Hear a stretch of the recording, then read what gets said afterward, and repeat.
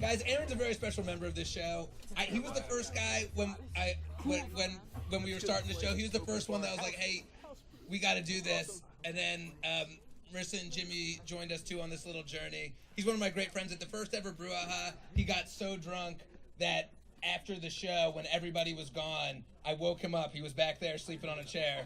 I woke him up and he was like, "Is it time for my set?" And he ran to the stage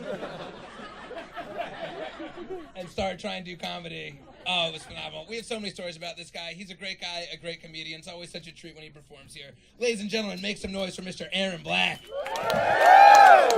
Yeah. Hey, that was like one of my best sets. My name's Aaron.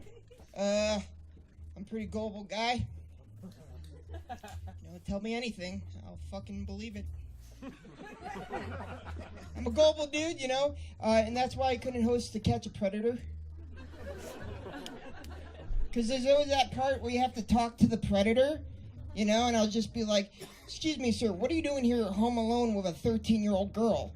And then the guy will be like, "Oh, I just wanted to make sure she was safe." And then I'll be like, "All right, cool." Works for me, What a relief. I thought you wanted to fuck this kid. Just want to make sure everything was okay. The end of the episode will be me just being like, "So we're wrapping up our investigation here in Red Bank, New Jersey. Turns out, no pedophiles."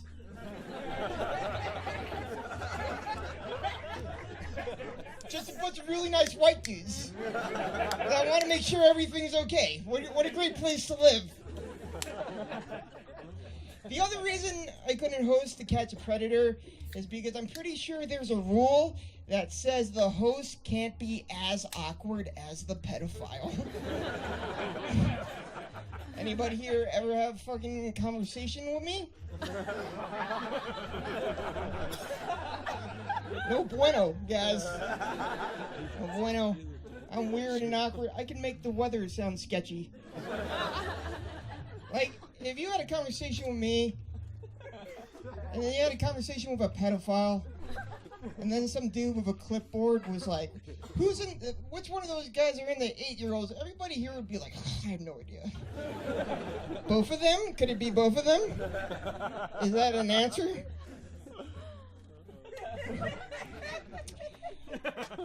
Do you think when the investigation isn't going well, Chris Hansen ever blames the decoys? Right? You ever think Chris Hansen's like, "Hey, can we get a hotter 12-year-old up here?" Like, she's cute, but like, come on, All right, watch out. I'm single. I recently went through a breakup. I broke up with my girlfriend. Nope, never mind. She broke up with me. It's funny how I keep on switching that in my head. Yeah, I went through a breakup, it's weird how your perception changes when you go through a breakup, like how you perceive things differently. Like, I'm a big fan of true crime shows, like Forensic Files and stuff like that.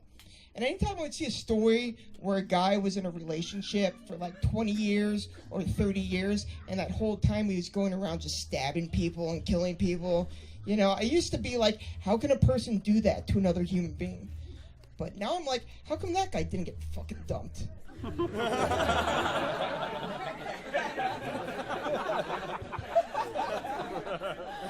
It's like, maybe I have some commitment issues, but the dude with pieces of people in his freezer, he gets somebody to snuggle with when the next season of Stranger Things comes out. The dude that wants to harvest your organs, he gets to keep his girlfriend. Life is horseshit, you guys. They say the hardest thing to do is to work with an ex-girlfriend. I think that's pretty hard.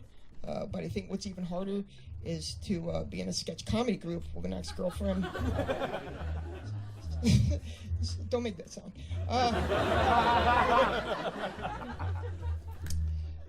Especially when she has big parts in all the sketches you wrote, because she asked you to do it, so you did it because you thought you were in love at the time. So now it's just you and her on stage, and she goes, "I came in a week ago to fill my medication, but you gave me jelly beans instead. What type of pharmacy is this?" And then you're just like, fuck you. Like, what happened? You know, I thought things were going good. You know, we were going on trips and eating, you know, falafel and having good sex, and then you're just not texting me. You're not returning my calls. Is it Kyle? You could tell me. You know, is it someone else? Just, you know, talk to me.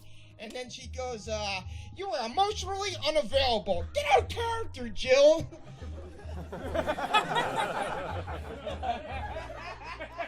Nobody wants to see that sketch.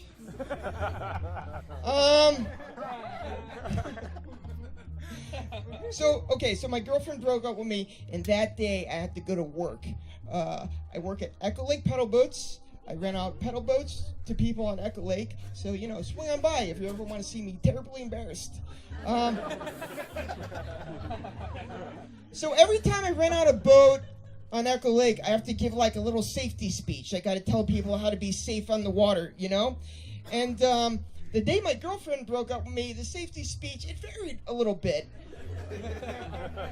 You know, I was like, hey, welcome to Echo Lake Pedal Boats. A couple rules for you guys. Keep your life jackets on and zipped up. Stay seated in the boat. If somebody falls out of the boat, it's no problem. Just take the swimmer by their life jacket and pull them back into the boat, unless the swimmer doesn't want to get back in the boat.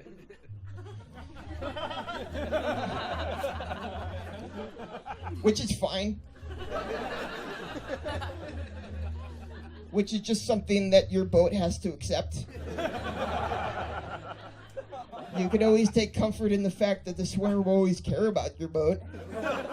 You know, it just doesn't want to ride in your boat because maybe there's another boat that the swimmer wants to ride in. You know? Maybe there's a boat that's closer and more convenient.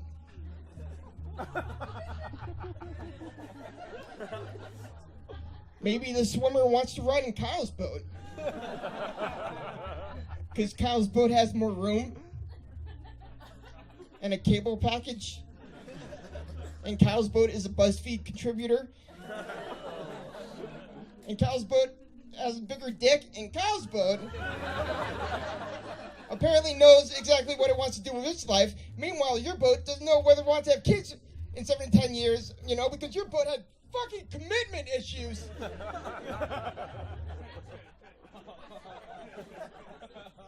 And don't feed the ducks.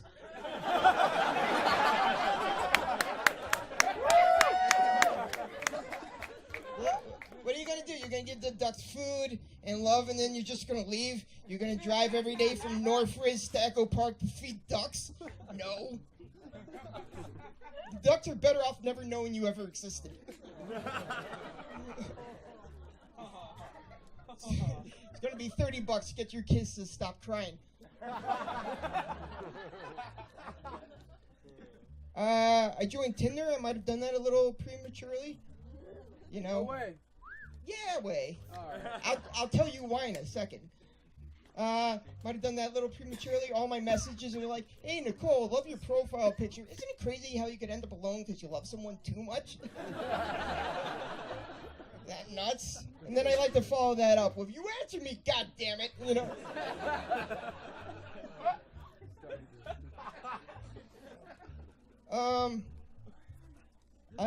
I'm not stoked about being single. I suck at it. I'm not no good. Mainly because my apartment's a mess.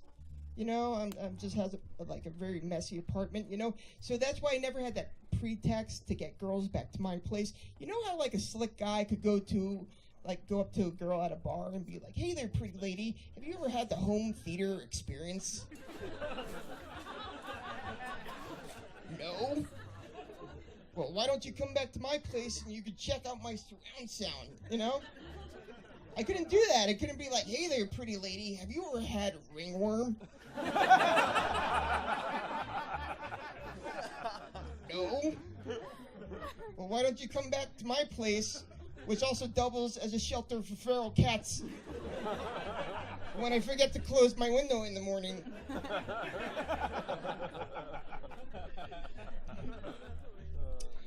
You know, as comedians, I think the number one thing is to be funny, right? Yeah. The number one thing is to be funny on stage, but I think almost just as important as that is to be honest. And that's what I was trying to do here tonight. You know, I want to have a genuine moment with you guys. You know, I want to connect. Because I think the opposite of that is to be hacky. Like to be... You disagree with my philosophy on comedy? What open mic do you run?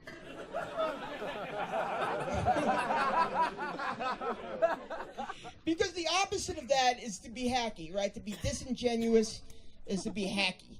Like a hacky comic will say something that he doesn't think is funny, but he might think the audience thinks it's funny. For example, the clitoris, not that hard to find. It's just not. But then you'll see all these comics being like, hey, so I was looking for the clit the other day. Can anyone find this thing? Can anyone tell me where it is? Hey, can anyone tell me where the clitoris is? Yeah, I can. It's the fucking top part.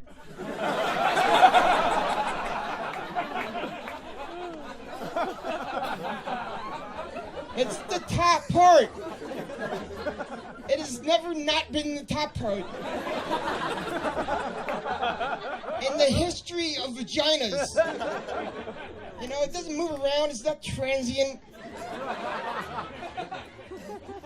Finding the clitoris isn't like playing a game of duck hunt, you know?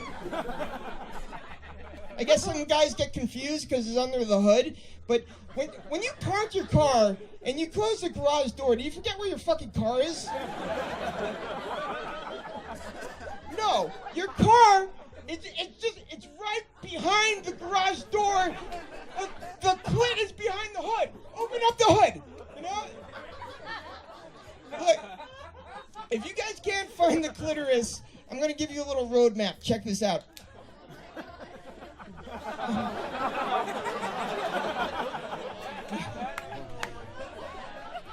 All right. If you go like this on a girl and then you go straight down, it's the bump before the hole. If you're looking for the clitoris and you find yourself inside someone, you've gone too far. You need to back up. All right, thanks a lot, you guys.